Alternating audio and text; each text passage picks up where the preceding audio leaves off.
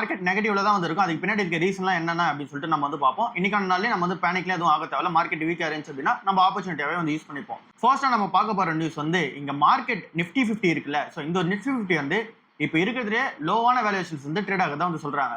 லோவான valuations அப்படின்னா 19.4 price ரேஞ்சிங்ஸ்ல வந்து trade ஆகுதா சொல்றாங்க. கோவிட் டைம்லயே 20 பிரைஸ் ரேஞ்சிங்ஸ்ல வந்து ட்ரேட் ஆச்சு. பட் ஆனா இப்போ 19.4 பிரைஸ் ரேஞ்சிங்ஸ்ல வந்து ட்ரேட் ஆகுது. இது வந்து இருக்கிறதுலே லோவான வேல்யூவேஷன்ஸா இருக்கு அப்படின்னு சொல்றாங்க. அதாவது சீப்பா இருக்கு அப்படின்றத அர்த்தமா வந்து இருக்கு. 5 இயர்ஸ் ஆவரேஜ் நம்ம நிஃப்டி 50 எடுத்து பார்த்தோம் அப்படின்னா லாஸ்ட் 5 இயர்ஸ்ல வந்து 22.2 பிரைஸ் ரேஞ்சிங்ஸ்ல வந்து ட்ரேட் ஆயிட்டு இருந்துச்சு. இதுவே நம்ம 10 இயர்ஸ் ஆவரேஜ் எடுத்தோம் அப்படின்னா 22.3 பிரைஸ் ரேஞ்சிங்ஸ்ல வந்து ட்ரேட் ஆயிட்டு இருந்துச்சு. பட் ஆனா இப்போ ட்ரேட் ஆகுது வந்து 19.4 பிரைஸ் ரேஞ்சிங்ஸ்ல வந்து ட்ரேட் ஆகுது. ஸோ அதனால லோவான வேல்யூஷன்ஸ் வந்து இந்தியன் மார்க்கெட் இருக்கிறதா வந்து சொல்றாங்க. ஏன் நம்ம வந்து பீக்ல இருந்து இறங்கி இருக்கோம். 26,300 பாயிண்ட்ல ட்ரேட் ஆயிட்டு இருந்த நம்மளோட நிஃப்டி 50 வந்து இப்போ 12% பீக்ல இருந்து கீழே இறங்கி இருக்கு. பின்னாடி இருக்க ரீசன் என்ன அப்படின்னா வெஸ்ட் ஏஷியால நடக்கிற அந்த ஒரு கான்ஃபிளிக்ட். ஸோ அந்த வெஸ்ட் ஏஷியா கான்ஃபிளிக்ட், அப்புறம் இந்த வார் டென்ஷன்ஸ், அப்புறம் இங்க ஃபாரின் போர்ட்ஃபோலியோ இன்வெஸ்டர்ஸ் எல்லாமே அவங்க மணியை வித்துட்டு வெளியே போறாங்க. க்ரூட் ஆயிலோட பிரைஸ் வந்து அதிகமா இருக்கு. இன்ஃபிளேஷன் வந்து பயம் வந்து இருக்கு. இது எல்லாமே இங்க வந்து கனெக்டட் ஆகி இங்க மார்க்கெட் வந்து கீழே விழுந்திருக்கு. பட் ஆனா இப்ப வேல்யூஷன்ஸ் வந்து சூப்பரா இருக்கதா வந்து சொல்றாங்க. இங்க நம்ம காம்படிட்டர் இண்டெக்ஸ் எல்லாம் நம்ம பார்க்கும்போது ஜப்பானோட இண்டெக்ஸை பார்த்தோம் அப்படின்னா அதை விடவும் நம்ம வந்து சீப்பா தான் வந்து இருக்கும். அதே மாதிரி நம்ம இங்க காஸ்பி இண்டெக்ஸை பார்த்தாலுமே நம்ம வந்து சீப்பா தான் இருக்கும். S&P 500 விடவும் நம்ம வந்து சீப்பா தான் இருக்கதா வந்து சொல்றாங்க. சேம் ஆப்போசிட்ல நம்ம எந்த மார்க்கெட்டை விட நம்ம பிரீமியமா ட்ரேட் ஆகுறோம் அப்படின்னா இங்க நம்ம லண்டன் மார்க்கெட்டை விட கொஞ்சம் வந்து பிரீமியமா ட்ரேட் ஆகிறதா சொல்றாங்க. FTSE 100 விட இங்க வந்து நம்ம அதிகமா ட்ரேட் ஆகிறதா வந்து சொல்றாங்க. அப்புறம் ஹாங்காங் மார்க்கெட்டோட நம்ம கொஞ்சம் பிரீமியமா ட்ரேட் ஆகிறதா சொல்றாங்க. பட் ஓவராலா பார்க்கும்போது நம்ம 10 இயர்ஸ் ஆவரேஜோட இப்போ வந்து கம்மியா ட்ரேட் ஆயிட்டு இருக்கும் நிஃப்டி 50 ஓவராலாவே வந்து பார்க்கும்போது. ஸோ எல்லாமே இன்னும் வந்து டவுன் சைடு இருக்கும் அப்படின்றது எக்ஸ்பெக்டேஷன்ஸா வந்து இருக்கு. 17ல இருந்து 18 பிரைஸ் ரேஞ்ச் வரைக்கும் இறங்கும் அப்படின்றத வந்து சொல்றாங்க நிஃப்டி 50. ஏன் அப்படின்னா ஏர்னிங்ஸ் எல்லாமே அஃபெக்ட் ஆகிறதுக்கான சான்சஸ் வந்து இருக்கு. க்ரூட் ஆயில் பிரைஸ் ஏறின ரீசனால Q4ல பெரிய இம்பாக்ட் வந்து தெரியாது. பட் ஆனா அந்த மைனரான இம்பாக்ட் வந்து இருக்கும். ஏர்னிங்ஸ் ஏற்கனவே வந்து தெரியல, இன்னும் கொஞ்சம் வந்து அஃபெக்ட் ஆகும். இந்த ஒரு ஃபினான்ஷியல் இயர் 2027 அந்த ஒரு Q1 இருக்கும்ல, அதுல வந்து பெரிய இம்பாக்ட் வந்து இருக்கும். அதனால நிஃப்டி 50 வந்து 18 பிரைஸ் ரேஞ்ச் வந்து ட்ரேட் ஆனாலுமே இங்க வந்து ஆச்சரியம் இல்லை அப்படின்றது வந்து சொல்லியிருக்காங்க. ஸோ மோர் டவுன் சைடு வந்து இருக்கிறதாவும் சொல்றாங்க. இப்போ வேல்யூஷன் சீப்பா இருக்கும் போதுமே. ஸோ இன்னைக்கான நல்ல மார்க்கெட் வந்து நெகட்டிவ்ல தான் வந்து இருக்கும். கிஃப்ட் நிஃப்டி வந்து 1% டவுன்ல வந்து இருக்கு. அப்படின்னா ஏசியன் மார்க்கெட்ஸ் வந்து வீக்கா வந்து இருக்கு. அண்ட் யூஎஸ் மார்க்கெட்ஸுமே வீக்கா தான் வந்து இருக்கு. ஜப்பான், காஸ்பி எல்லாமே வீக்கா வந்து இருக்கு. 3% வரைக்கும் இறங்கி இருக்கு. யூஎஸ் மார்க்கெட்டுமே வீக்கா தான் வந்து இருக்கு. பின்னாடி இருக்க ரீசன் வந்து இங்க ட்ரம்ப் என்னதான் வந்து ஈரான் வந்து இந்த ஒரு போருக்கு வந்து பீஸ் டாக்ஸுக்கு வந்து ஒத்து போயிட்டாங்கன்னு சொல்லி சொன்னாலுமே ஈரான் வந்து அதுக்கு எல்லாமே மறுப்பு தான் வந்து தெரிவிக்கிறாங்க.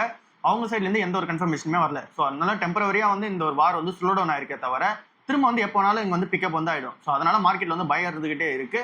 அதனால மார்க்கெட் வந்து ஓவராலா செல் ஆஃப் வந்து கண்டினியூ பண்ணிட்டு இருக்காங்க. நம்மளோட இந்தியன் மார்க்கெட்ஸ் அந்த ஒரு ட்ரெண்டை பொறுத்தல FIs வந்து வித்துட்டு தான் வந்து இருக்காங்க. DIs வந்து சப்போர்ட் பண்ணி வாங்கிட்டு இருக்காங்க ஷாக் அப்சர்வரா.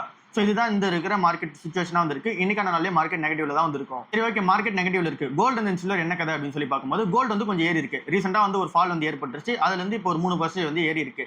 என்ன ரீசனால ஏறி இருக்கு அப்படின்னா அந்த ஒரு வார் சூழ்நிலை வந்து கொஞ்சம் வந்து முடிவுக்கு வர மாதிரி அந்த ஒரு ரீசன் தெரியுதுல, அதனால வந்து ஏறி இருக்கு. பட் ஆனா பெரிய லெவல் வந்து ஏறாது அப்படின்றத வந்து சொல்றாங்க. பின்னாடி இருக்க ரீசன் என்னன்னு சொல்லிட்டு பார்ப்போம். $4,400 மேல வந்து போயிடுச்சு பர் ரவுண்ட்ஸ் கோல்டு வந்து பார்க்கும்போது. சில்வர் வந்து $68 பர் ரவுண்ட்ஸ்ல வந்து இருக்கு. இந்தியன் ஸ்டாண்டர்ட்ஸ்ல பார்த்தோம் அப்படின்னா சென்னை ரேட் படி 2,20,000 பர் கேஜ் வந்து சில்வர் பிரைஸ் வந்து ட்ரேட் ஆயிட்டு இருக்கு. அந்த நீங்க வந்து கோல்டை பொறுத்தல பர் 10 கிராம் வந்து 1,40,000 கிட்ட வந்து ட்ரேட் ஆயிட்டு இருக்கு. ஸோ இது நம்ம இந்தியன் ஸ்டாண்டர்ட்ஸ்ல. இங்க கோல்டு அண்ட் தென் சில்வர் வந்து பெருசா ஏறாதுன்னு சொல்றாங்க. மெயினா கோல்டு வந்து பெருசா ஏறாதுன்னு சொல்றாங்க. அதுக்கு சப்போர்ட் இருக்க ரீசன் என்னென்ன அப்படின்னு சொல்லி பார்க்கும்போது இன்ட்ரெஸ்ட் ரேட்ஸ் எல்லா அந்த சென்ட்ரல் பேங்க்ஸுமே ஹையஸ்டா வந்து வச்சிருக்காங்க. ஸோ அதனால இங்க கோல்டுக்கு வந்து சாதகமான சூழ்நிலை வந்து கிடையாது. டாலர் இண்டெக்ஸ் ஸ்ட்ரென்தன் ஆயிருக்கு. ஸோ இதுவுமே கோல்டுக்கு சாதகமான நியூஸ் கிடையாது. அப்புறம் இன்ஃபிளேஷன் வந்து ஏறிடும். இந்த ஒரு க்ரூட் ஆயில் பிரைஸ் ஏறின ரீசனால இன்ஃபிளேஷன் ஏறிடும் அப்படின்னு சொல்லிட்டு இந்த மார்க்கெட்ல பயம் இருக்கு. அப்படி இன்ஃபிளேஷன் ஏறக்கூடாது அப்படின்னா இன்ட்ரெஸ்ட் ரேட்ஸ் வந்து இங்க வந்து ஸ்டெடியா வந்து மெயின்டைன் பண்ணணும். அண்ட் நீங்க வந்து இன்னும் ஸ்ட்ரிக்டாவே வந்து மெயின்டைன் பண்ணணும். அப்படி இருக்கும்போது இது வந்து கோல்டுக்கு சாதகமான நியூஸாவே வந்து கிடையாது. நீங்க ஈக்விட்டிஸ் வந்து விழுது அப்படின்னா கோல்டு வந்து ஆப்போசிட்ல டைரக்ஷன்ல மூவ் ஆகணும். பட் ஆனா ஈக்விட்டிஸும் விழுது, கோல்டும் வந்து விழுது. ஆப்போசிட் டைரக்ஷன்ல மூவ் ஆகுறது வெறும் ஆயிலோட பிரைஸ் மட்டும் தான் இருக்கு. அப்புறம் இங்க டர்க்கி வந்து இருக்காங்களா, டர்க்கியோட அந்த ஒரு சென்ட்ரல் பேங்க்ஸ் வந்து 60 டன்ஸ் ஆஃப் கோல்டு வந்து இங்க வந்து செல் பண்ணிருக்கதா சொல்றாங்க. இதோட வேல்யூ வந்து $8 பில்லியன் வந்து இருக்கு. ஸோ அந்த 60 டன்ஸ் வந்து இங்க மார்க்கெட்ல சப்ளை வந்து இங்க கொடுத்துருக்கு. ஸோ அதனால இருக்கிற எல்லா சூழ்நிலையுமே கோல்டுக்கு வந்து பெருசா வந்து சாதகமா இல்லை. அதனால லிமிட்டடான அப்சைட் தான் வந்து இருக்கும் அப்படின்றது எக்ஸ்பெக்டேஷன்ஸா வந்து இருக்கு. இந்த டைம்ல நம்ம கோல்டு வந்து கொஞ்சம் கொஞ்சமா கன்சிடர் பண்ணிட்டே போவோம். கூகுள் வந்து புதுசா ஒன்று இன்ட்ரடியூஸ் வந்து பண்றாங்க. டர்போ குவாண்ட் அல்காரிதம் அப்படின்னு சொல்லிட்டு ஒன்று புதுசா இன்ட்ரடியூஸ் வந்து பண்றாங்க. இது வந்து மார்க்கெட்ல இந்த செமிகண்டக்டர் ஸ்டாக்ஸ் எல்லாம் இருக்கும்ல, அதை வந்து பெருசா வந்து அடிச்சிருக்கு. மெயினா இந்த மெமரி சிப்ஸ் வந்து ப்ரொடியூஸ் பண்ற கம்பெனிஸ் எல்லாமே பெருசா வந்து அடிச்சிருக்கு. NVIDIA, AMD, அப்புறம் இங்க வந்து இந்த மைக்ரான் கம்பெனி, அப்புறம் இங்க வந்து சாண்டிஸ் கம்பெனி, இது எல்லாமே ரொம்பவே வந்து விழுந்திருக்கு இந்த ஒரு ப்ராடக்ட் உள்ள வந்த ரீசனால. ஸோ இது என்ன மாதிரியான ப்ராடக்ட் அப்படின்னு சொல்லி பார்க்கும்போது இது வந்து இந்த ஆர்டிஃபிஷியல் இன்டெலிஜென்ஸ் யூஸ் பண்ணி தான் ஒர்க் ஆக போகுது. பட் ஆனா அதுக்கு தேவைப்படுற அந்த ஒரு ப்ராசஸ் இருக்கும்ல, அது வந்து அந்த மெமரி பவர் இருக்குல்ல, அது வந்து இப்ப கரண்டா தேவைப்படுறதை விட 6 மடங்கு கம்மியா தான் தேவைப்படும் அப்படின்றத வந்து சொல்றாங்க. மெமரி பவர் இப்ப தேவைப்படுறதுக்கு ஒரு ப்ராசஸ் பண்றதுக்கு தேவைப்படுறதை விட 6 மடங்கு கம்மியா தான் வந்து தேவைப்படும் அப்படின்றத வந்து சொல்றாங்க இந்த ஒரு ப்ராடக்ட் மூலமா. ஸோ இது வந்து ஒரு பெரிய அப்டேட்டா பார்க்கப்படுது. இதனால மெமரி சிப்ஸோட அந்த ஒரு டிமாண்ட் வந்து குறையும் அப்படின்றது எக்ஸ்பெக்டேஷன்ஸா வந்து இருக்கு. அப்புறம் இங்க ஹைப்பர் டேட்டா சென்டர்ஸோட அந்த ஒரு மூவ்மெண்ட்டும் இருக்குல்ல, இங்க கூகுள், மைக்ரோசாஃப்ட் எல்லாமே ஹைப்பர் ஸ்கேல் டேட்டா சென்டர்ஸ்ல இன்வெஸ்ட்மெண்ட் வந்து பண்ணிட்டு வராங்க. $650 பில்லியன் இன்வெஸ்ட்மெண்ட் வந்து பண்ணிருக்காங்க ஏஐ இன்ஃப்ராஸ்ட்ரக்சர்ல. ஸோ இது வந்து கண்டினியூ ஆகிட்டே இருக்கும் போது இந்த ஒரு ப்ராடக்ட் வந்து உள்ள அந்த ரீசன்ல மார்க்கெட்ல ஒரு பெரிய டிஸ்ட்ரப்ஷன்ஸ் வந்து இருக்கு. பட் ஆனாலுமே இங்க லாங் டர்ம் ட்ரெண்டா பார்க்கும்போது டேட்டா சென்டர்ஸ் வந்து தேவைப்படுது. ஸோ அதனால அங்க எதுவும் பெருசா எஃபெக்ட் இருக்காது. இங்க அந்த சிப்ஸை பொறுத்தவரையும் அது வந்து தேவைப்பட்டு தான் வந்து இருக்கும். பட் ஆனா ஒரு சின்ன டிஸ்ட்ரப்ஷன் வந்து கிளம்பிருக்கு இந்த ஒரு கூகுள் ப்ராடக்ட் வந்து ரீசனால. இண்டஸ்இண்ட் பேங்க்ல ஒரு நல்ல அப்டேட் வந்து வந்திருக்கு. அவங்க ஒரு புது ஸ்கீம் ஒன்று லான்ச் பண்றாங்க. இது இன்வெஸ்டர்ஸ் மத்தியில ஒரு பெரும் பேசு பொருளா வந்து இருக்கு. கேபிட்டல் கெயின்ஸ் அக்கௌண்ட் ஸ்கீம்னு சொல்லிட்டு ஒன்று லான்ச் பண்ணிருக்காங்க. இந்த ஒரு கேபிட்டல் கெயின்ஸ் அக்கௌண்ட் ஸ்கீம் எதுக்காக அப்படின்னு சொல்லி பார்க்கும்போது கேபிட்டல் கெயின்ஸ் உங்களுக்கு கிடைக்குது அப்படின்னா அந்த ஒரு மணியை வந்து எடுத்துட்டு போய் நீங்க டெம்பரரியா பார்க் பண்ணி வைக்கிறதுக்காக ஒரு அக்கௌண்டா இது இருக்குன்னு சொல்றாங்க. இது வந்து டெம்பரரியா பார்க் பண்ணி வச்சுக்கலாம். உங்களுக்கு எப்ப டாக்ஸ் எக்ஸம்ஷன் வந்து நீங்க பண்ணணுமோ கிளைம் பண்ணணுமோ அந்த டைம்ல வந்து நீங்க திரும்ப வந்து யூஸ் பண்ணிக்கலாம் அப்படின்ற மாதிரி வந்து சொல்றாங்க. சோ இது எப்படி யூஸ் ஆகும் அப்படின்னா இங்க ப்ராப்பர்ட்டி, லேண்ட் இல்ல அப்படின்னா ஃபிளாட் இந்த மாதிரி நீங்க என்ன சேல் பண்றீங்க அப்படின்னா உடனே உங்களுக்கு வந்து அன்யூட்டிலைஸ்டு ப்ராஃபிட் வந்து கொடுத்துருவாங்க. அன்யூட்டிலைஸ்டு கேபிட்டல் கெயின்ஸ் வந்து உங்களுக்கு கிடைச்சிரும். ஸோ அந்த ஒரு அன்யூட்டிலைஸ்டு கேபிட்டல் கெயின்ஸை உங்களுக்கு வந்து கொஞ்ச நாள் வந்து டைம் வந்து கொடுக்கும். ஸோ அதுக்குள்ளே நீங்கள் வந்து திரும்ப ரீஇன்வெஸ்ட்மெண்ட் வந்து பண்ணிக்கலாம். இன்கம் டாக்ஸ் ரூல்ஸ்க்கு ஏற்ற மாதிரி நீங்கள் வந்து திரும்ப ரீஇன்வெஸ்ட்மெண்ட் வந்து பண்ணிக்கலாம். அதுக்காக கொஞ்சம் டைம் வந்து கொடுக்கும். இமீடியட்டா வந்து நீங்கள் வந்து டேக்ஸ் வந்து கட்ட தேவையில்ல. ஸோ இதுக்காக தான் இந்த ஒரு அக்கௌண்ட் ஸ்கீம் வந்து கொண்டு வந்திருக்காங்க. ஸோ இது வந்து இண்டிவிஜுவல்ஸ் அப்புறம் என்ஆர்ஐ அப்புறம் ஹெச்எஃப் அக்கௌண்ட் எல்லாருமே வந்து யூஸ் பண்ணிக்கலாம் அப்படின்ற மாதிரி வந்து சொல்றாங்க. இது வந்து மார்க்கெட்ல ஒரு பெரும் பேசு பொருளா வந்து இருக்கு.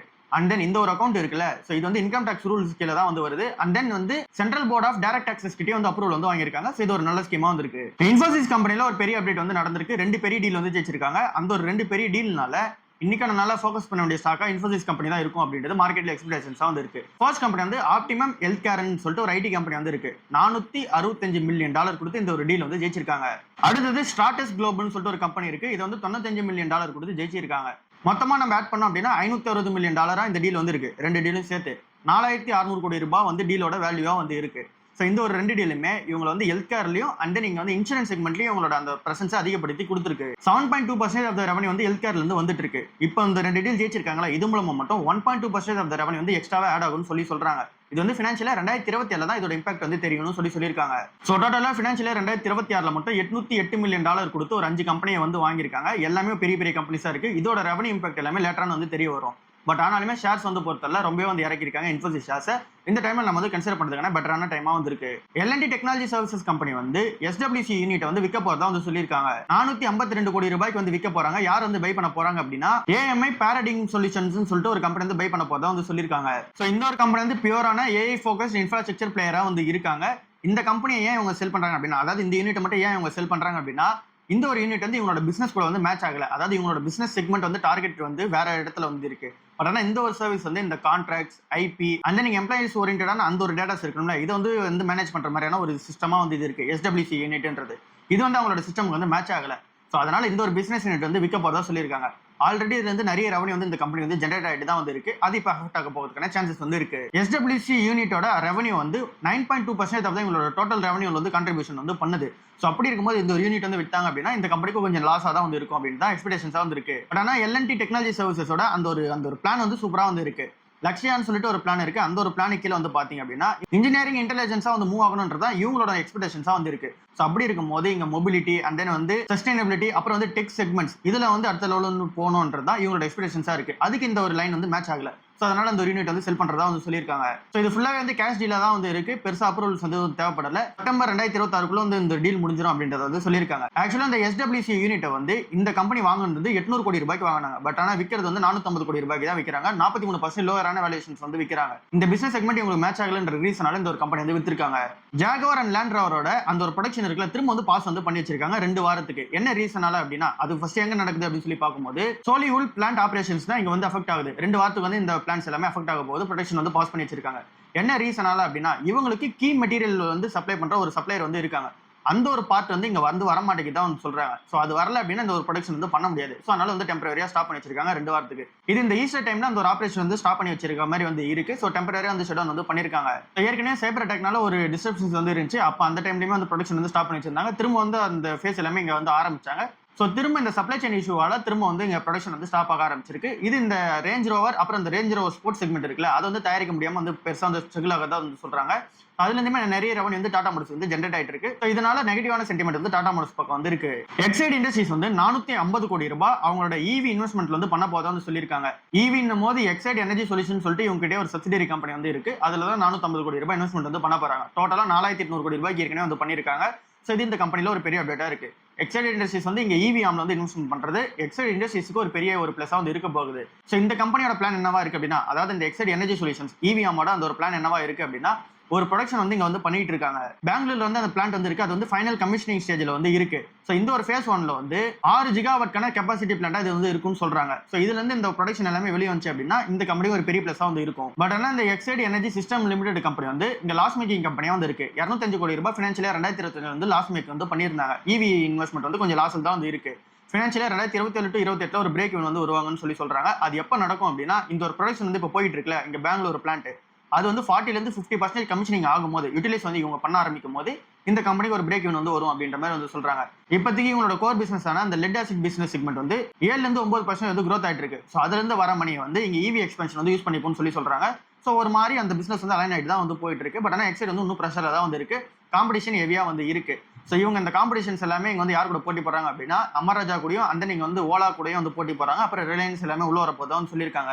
ஸோ இங்க எக்ஸைட்மே வந்து பார்ட்னர்ஷிப் வந்து வைக்கிறாங்க. இங்க கியா கம்பெனி கூட அண்ட் தென் ஹுண்டாய் மோட்டார்ஸ் கூட எல்லாம் டைரக்டா பார்ட்னர்ஷிப் வந்து வைக்கிறாங்க. டைப் வந்து வச்சு பண்ணிட்டு இருக்காங்க. ஸோ இது வந்து எக்ஸைட்ல உள்ள அப்டேட்டா இருக்கு. ஜைடஸ் வெல்னஸ் கம்பெனி வந்து மிலின் சோமன்ன்றவங்க வந்து பிராண்ட் அம்பாசடர் அப்பாயின்மெண்ட் வந்து பண்ணிருக்காங்க. ஜைடஸ் வெல்னஸ் ப்ராடக்ட்ஸ்க்கு மெயினா குளுக்கோண்டியோட ப்ராடக்ட் வந்து அனௌன்ஸ்மெண்ட் வந்து பண்ணிருக்காங்க. ஸோ இவர் பிராண்ட் அம்பாசடரா இருக்குது. பின்னாடி இருக்க ரீசன் என்ன அப்படின்னா, இவர் லைஃப் ஸ்டைல் அண்ட் தென் நீங்க வந்து ஹெல்த்ல வந்து ஃபோக்கஸா இருக்கிற ஒரு ஆளு. ஸோ அதனால இவங்க வந்து பிராண்ட் அம்பாசடரா வந்து போட்டிருக்காங்க. ஸோ குளுக்காண்டி வந்து குளுக்கோஸ் பவுடர் செக்மெண்ட்ல வந்து இருக்குல்ல, ஸோ அதுல இருந்து இப்போ இம்ப்ரூவ்மெண்ட் ஆகி ரெடி டு ட்ரிங்க்கான அந்த ஒரு ப்ராடக்ட் வந்து வெளியே வர போகுது. ஸோ அதனால டேரக்டா ஹைட்ரேஷன் வந்து இங்க எடுத்துக்கிறவங்க இந்த ப்ராடக்ட் வந்து எடுத்துப்பாங்கன்னு சொல்றாங்க. ஸோ இவங்களோட டார்கெட் ஆடியன்ஸும் யாருன்னு சொல்லி பார்க்கும்போது லைஃப் ஸ்டைல் அப்புறம் ஹைட்ரேஷன் நீட்ஸ் இருக்கவங்க எல்லாருமே இவங்களோட டார்கெட் ஆடியன்ஸா வந்து இருக்காங்க. ஸோ அவங்க ஃபோக்கஸ் பண்ணி இந்த ஒரு ப்ராடக்ட் வந்து லான்ச் பண்றாங்க. இது ஜைடஸ் வெல்னஸ்க்கு ஒரு பெரிய அப்டேட்டா இருந்திருக்கு. க்ரூட் ஆயில் வந்து $100 per barrel வந்து ட்ரேட் ஆயிட்டு இருக்குல்ல, ஸோ இதனால இந்தியன் கம்பெனிஸ்க்கு என்ன மாதிரியான பெனிஃபிட் வந்து இருக்காது, எதெல்லாம் வந்து இப்போ உங்க வஸ்டா அஃபெக்ட் ஆகுதுன்னா சான்ஸ் இருக்குதான் வந்து சொல்றாங்க அப்படின்னா, இதுல நிறைய கம்பெனி செஞ்சிருக்கு. ஆட்டோமொபைல்ஸ்மே இங்க வந்து அன்எக்ஸ்பெக்டடா வந்து இருக்கு. ஆட்டோமொபைல்ஸ்ல டாடா மோட்டார்ஸ் வந்து உள்ள வச்சிருக்காங்க. இவங்களோட ஏர்னிங்ஸ் பெர் ஷேர் வந்து 808% வந்து இங்க வந்து குறையதுக்கான சான்சஸ் இருக்கதா வந்து சொல்றாங்க. எதனால அப்படின்னா, ரா மெட்டீரியல்ஸோட காஸ்ட் வந்து ஏறும். இந்த ஒரு க்ரூட் ஆயில் ஏறின ரீசனாலும் சொல்லிட்டு ரா மெட்டீரியல்ஸோட காஸ்ட் வந்து ஏறும். அப்புறம் இங்க வந்து டிமாண்ட் வந்து கொஞ்சம் வீக் ஆக ஆரம்பிக்கும். அப்புறம் வந்து ஃபியூலும் கொஞ்சம் எக்ஸ்பென்சிவ் ஆக ஆரம்பிக்கும். ஸோ இதனால இந்த டாடா மோட்டார்ஸ் கம்பெனிக்கு 805% வந்து இங்க இபிஎஸ் வந்து கட் ஆகிறதுக்கான சான்சஸ் இருக்கதா சொல்றாங்க. அதாவது டவுன் சைடு வந்து போகுன்றது எக்ஸ்பெக்டேஷன்ஸா வந்து இருக்கு. அதே மாதிரி இங்க இன்டர் குளோபல் கம்பெனி வந்து வச்சிருக்காங்க. அதாவது ஏவியேஷன் செக்டர்ல இன்டர் குளோபல் வந்து இருக்கு. ஸோ இது கண்டிப்பா வந்து அஃபெக்ட் ஆக தான் செய்யும். 265% டவுன் சைட் ஆகும் அப்படின்னு சொல்லிட்டு சொல்றாங்க. அடுத்ததான் இங்க இந்துஸ்தான் பெட்ரோலியம் வந்திருக்கு. அப்புறம் இங்க வந்து இந்தியன் ஆயில் கார்பரேஷன்ஸ் வந்திருக்கு. அப்புறம் பாரத் பெட்ரோலியம் வந்திருக்கு. இவங்க எல்லாருக்குமே வந்து 100ல இருந்து 300% வந்து இபிஎஸ் வந்து டவுன் ஆகும் அப்படின்றது எக்ஸ்பெக்டேஷன்ஸா வந்து இருக்கு. ஸோ இதை தாண்டி பெயிண்ட் செக்டர்ஸ்மே இருக்கு. பட் ஆனா இவங்க அதை வந்து மென்ஷன் பண்ணல. பட் ஆனா பெயிண்ட் செக்டர்ஸ்மே வந்து உள்ள இருக்கு. ஸோ ஓவரால் இந்த க்ரூட் ஆயில் பிரைஸ் ஏறிச்சு அப்படின்னா எல்லாருமே பிரஷர்ல தான் வந்து இருப்பாங்க. ஜியோ ஃபினான்ஷியல் சர்வீசஸும் அலையன்ஸ் குரூப்பும் வந்து 50-50 அந்த ரேஷியோல பார்ட்னர்ஷிப் வந்து மெயின்டைன் பண்றாங்கன்னு நம்ம எல்லாருக்குமே தெரியும். அலையன்ஸ் ஜியோ ரீ இன்சூரன்ஸ்ன்றது இதோட நேமா வந்து இருக்கு. இவங்க வந்து 1 லட்சம் கோடி ரூபாய்க்கான அந்த மார்க்கெட் செக்மெண்ட்ல வந்து போக போறாங்க. எந்த மார்க்கெட் அப்படின்னா ரீ இன்சூரன்ஸ் மார்க்கெட்ல வந்து போக போறாங்க. இதுல வந்து மார்க்கெட் ஷேர் அதிகமா ஓன் பண்றது general insurance corporation of India தான் ஓன் பண்றாங்க. அவங்க கிட்ட 52% ஆஃப் த மார்க்கெட் ஷேர் வந்து இருக்கு. ஸோ அந்த ஒரு மார்க்கெட்டை கிராப் பண்ணி எடுத்துட்டு போகணும்னு சொல்லிட்டு இந்த ஒரு பார்ட்னர்ஷிப் வந்து ஒர்க் பண்ணிட்டு இருக்காங்க. ஸோ இந்த ஒரு மார்க்கெட் உள்ள என்டர் ஆகுறாங்க. ஸோ ஹெவியான காம்படிஷன் வந்து பண்ண போதா வந்து சொல்லியிருக்காங்க. செபி வந்து என்ன சொல்றாங்க அப்படின்னா, HDFC பேங்கோட சேர்மன் வந்து வெளியே போனார்ல, அவர் வெளியே போகும்போது ஒரு லெட்டர் வந்து எழுதி வச்சுட்டு போனார்ல, அந்த ஒரு லெட்டரை டீட்டெயிலாக வந்து ரிவ்யூ பண்ண போதான் வந்து சொல்லியிருக்காங்க. அட்டானு சக்கரவர்த்தியோட அந்த ரிப்போர்ட்டை டீட்டெயிலாக வந்து ரிவ்யூ பண்ண போதான் வந்து சொல்லியிருக்காங்க. ஸோ இவர் ஏன் வெளியே போனார் அண்ட் தென் இவர் சொல்ற மாதிரி அவரோட எத்திக்ஸ் மேட்ச் ஆகல அப்படின்னா அந்த பிசினஸ் அப்படி என்னதான் பண்ணாங்க, இவரோட எத்திக்ஸ் வந்து அப்படி என்னதான் இருந்துச்சு, அவர் அப்படி என்னதான் வந்து பண்ண சொல்லியிருப்பாங்க அப்படின்னு சொல்லிட்டு இங்க டீட்டெயிலாக வந்து இன்வெஸ்டிகேஷன் பண்ண போதான் சொல்லியிருக்காங்க. அதாவது ஃபர்ஸ்ட் வந்து ரிவ்யூ பண்ண போதான் வந்து சொல்லியிருக்காங்க. அண்ட் நீங்க பேங்கோட ரெஸ்பான்ஸ் பத்தில HDFC பேங்க் என்ன சொல்றாங்க அப்படின்னா, நீங்க வந்து எக்ஸ்டர்னல் லா ஃபார்ம்ஸ் வந்து அப்பாயின்மெண்ட் வந்து பண்ணி இண்டிபெண்டன்டா நீங்க வந்து ரிவ்யூ பண்ணுங்க அப்படின்னு சொல்லியிருந்தாங்கன்னு சொல்லிட்டு நம்ம அந்த நியூஸ் வந்து பார்த்திருந்தோம். இப்போ செபியுமே உள்ள வந்து இறங்கிட்டாங்க. அவங்களுமே ரிவ்யூ பண்ண போதா சொல்லியிருக்காங்க. டைரக்டர்ஸ் மேல என்ன தப்பு இருக்குமா இல்லை அப்படின்னா மெட்டீரியல் இஷ்யூ எதனா இருக்குமா அப்படின்னு சொல்லிட்டு டீட்டெயிலாக வந்து பார்க்க போதா வந்து சொல்லியிருக்காங்க. ஸோ பாப்பா இதுல இருந்து அப்டேட் என்ன நடக்குதுன்னு சொல்லிட்டு சிஎஸ்கேவோட அன்லிஸ்டட் ஷேர் வந்து 25ல இருந்து 40% வந்து ஏறி இருக்கு. 52 வீக் லோ வந்து அந்த ஷேர் பிரைஸோட 52 வீக் லோ வந்து 170 ரூபாய் வந்து இருந்துச்சு. இப்போ வந்து எவ்வளவு ரூபாய்க்கு ட்ரேட் ஆகுது அப்படின்னா 300ல இருந்து 335 ரூபாய் வரைக்குமே ட்ரேட் ஆக ஆரம்பிச்சிருக்கு. 200 ரூபாயில இருந்து டக்குன்னு ஒரு 300ல இருந்து 335 ரூபாய்க்கு வந்து ட்ரேட் ஆக ஆரம்பிச்சிருக்கு. டக்குன்னு வந்து ஏறி இருக்கு. ஏன் அன்லிஸ்டட்ல வந்து இந்த ஷேர் ஏறி இருக்கு அப்படின்னா, ஆர்சிபி வந்து பெரிய டீல் கொடுத்து வாங்கியிருந்தாங்க. அது நம்ம பார்த்துருந்தோம். அதே மாதிரி இங்க ராஜஸ்தான் ராயல்ஸுமே பெரிய டீல் கொடுத்து வாங்கியிருக்காங்க. இப்போ ஐபிஎல் வேற ஸ்டார்ட் ஆக போகுது. ஸோ அதனால இந்த ஐபிஎல் டீம்ஸோட அந்த ஒரு ஃப்ரான்ச்சைசி எல்லாமே சூப்பரா இருக்கதா வந்து பிலீவ் பண்றாங்க. சிஎஸ்கேக்கும் ஒரு பெரிய ஃப்ரான்ச்சைசி வந்து இருக்குது எல்லாருக்குமே தெரியும். ராஜஸ்தான் ராயல்ஸே போகுது அப்படின்னா சிஎஸ்கே கண்டிப்பா வந்து போகுன்ற எக்ஸ்பெக்டேஷன்ஸ் வந்து இருக்கு. அதனால அன்லிஸ்டட் ஷேர்ஸ் வந்து அதிகமா வந்து ஏறி இருக்கு. 16,000 12,700 கோடி ரூபாய் மார்க்கெட் கேப்பா சிஎஸ்கே கம்பெனி வந்து இருக்கு. இந்த கம்பெனியுமே ஆக்சுவல் ரெவன்யூ வந்து பார்த்தோம் அப்படின்னா ஃபினான்ஷியல் இயர் 2025ல 640 கோடி ரூபாய்க்கு இங்க வந்து ரெவன்யூ மேக் பண்றாங்க. ப்ராஃபிட் ஆஃப்டர் டாக்ஸ் வந்து 180 கோடி ரூபாவா வந்து இருக்கு. பட் ஆனா இந்த ஒரு கம்பெனி வந்து 30% டிஸ்கவுண்ட்ல வந்து ட்ரேட் ஆயிட்டு இருக்கு ஆர்சிபி கம்பெனியை விட. ஸோ அதனால வேல்யூஷன்ஸ் வந்து டிஸ்கவுண்ட்ல இருக்கிற ரீசனால இந்த கம்பெனி இது மேல அதிகமாக அன்லிஸ்டட் ஷேர்ஸா வந்து வாங்கிட்டு இருக்காங்க. ஸோ ஓவராலா இதுதான் இன்னைக்கான மார்க்கெட் நியூஸா வந்து இருக்கு. இங்க வந்து நிறைய இன்வெஸ்டர்ஸ் வந்து சொல்றது என்னவா இருக்கு அப்படின்னா, லைக் வந்து விஜய் கடையா மாதிரி பெரிய இன்வெஸ்டர்ஸா வந்து இருக்கட்டும், இல்ல அப்படின்னா ரே டாலியோன்ற ஒரு பெரிய இன்வெஸ்டர்ஸா வந்து இருக்கட்டும், இவங்களோட ஆர்டிகல்ஸ் எல்லாமே வந்து பார்க்க முடிஞ்சு. அவங்க எல்லாருமே என்ன சொல்றாங்க அப்படின்னா, இந்த மார்க்கெட்ல எங்களோட போர்ட்ஃபோலியோ வந்து வீக்ல தான் வந்து இருக்கு. ஸோ நீங்க வந்து பேனிக் செல்லிங்லாம் அதுவும் பண்ண தேவையில்ல. கரெக்டா சவுண்ட்ஃபுல்லா இருக்க பிசினஸா பார்த்து பை பண்றது இப்ப இருக்கிற டைமா வந்து இருக்கு. ஸோ அந்த மாதிரி பிசினஸா வந்து பார்த்து பை பண்ணுங்க. ஃபியூச்சர்ல இருந்து எது வந்து பெர்ஃபார்மன்ஸ் வந்து சூப்பரா இருக்குமோ அது வந்து வேல்யூஷன்ஸ் இப்ப கம்மியா கிடைச்சு அப்படின்னா அந்த ஒரு கம்பெனிஸா பார்த்து இன்வெஸ்ட்மெண்ட் பண்ணுங்க அப்படின்னு சொல்லிட்டு ஒரு சைட்ல சொல்றாங்க. இன்னொரு சைட்ல என்ன சொல்றாங்க அப்படின்னா, இப்போ மார்க்கெட் பேனிக்கா தான் வந்திருக்கு. அதனால உங்களுக்கு பிசினஸ் தெரியுதோ இல்லையோ, பட் ஆனா நீங்க லார்ஜ் கேப் ஸ்டாக்ஸா ப்ளூ சிப் ஸ்டாக்ஸ் வந்து இருக்கும்ல, ஒரு 20 வருஷம் 30 வருஷத்துக்கான ட்ராக் ரெக்கார்டு வந்து இருக்கும். அந்த ஒரு கம்பெனிஸ் வேல்யூஷன் சூப்பரா இருக்க கம்பெனிஸா பார்த்து வந்து வாங்கிட்டு போங்க. அதுதான் இப்போ இருக்க பெஸ்டான டைமா இருக்குன்னு சொல்றாங்க. லைக் அந்த டிசிஎஸ் மாதிரி கம்பெனிஸ்லாம் ப்ளூ சிப் ஸ்டாக்காக தான் நம்ம வந்து கன்சிடர் பண்ணிக்கணும். ஐடிசி மாதிரி நிறுவனத்தையும் நம்ம வந்து அந்த மாதிரியான ஸ்டாக்காக தான் வந்து கன்சிடர் பண்ணிக்கணும். ஸோ அது எல்லாமே இங்கே வேல்யூஷன்ஸ் கரெக்டாக இருக்கும்போது கன்சிடர் பண்ணுங்க, அதை பார்த்து பை பண்ணுங்கன்னு சொல்லியிருக்காங்க. ஸோ நம்மளோட அப்ரோச் எடுத்தாலுமே நம்ம வந்து 1-2ன்ற மாதிரி இந்த மாதிரியான ஸ்டாக்ஸ் வந்து கன்சிடர் பண்ணிப்போம். லார்ஜ் கேப்ஸில் தான் இப்போதைக்கு அதிகமான போர்ஷன்ஸ் வந்து வைக்க வேண்டிய டைமாக வந்துருக்கு. மிட் அண்ட் ஸ்மால் கேப்பை பொறுத்தவரை கொஞ்சம் வந்து ப்ரெஷர் வந்து அதிகமாக தான் வந்து இருக்கும். ஸோ இதுதான் இன்னைக்கான ஓவரால் மார்க்கெட் நியூஸாக இருக்கு. அடுத்த நியூஸ் சந்திப்போம். பாய்.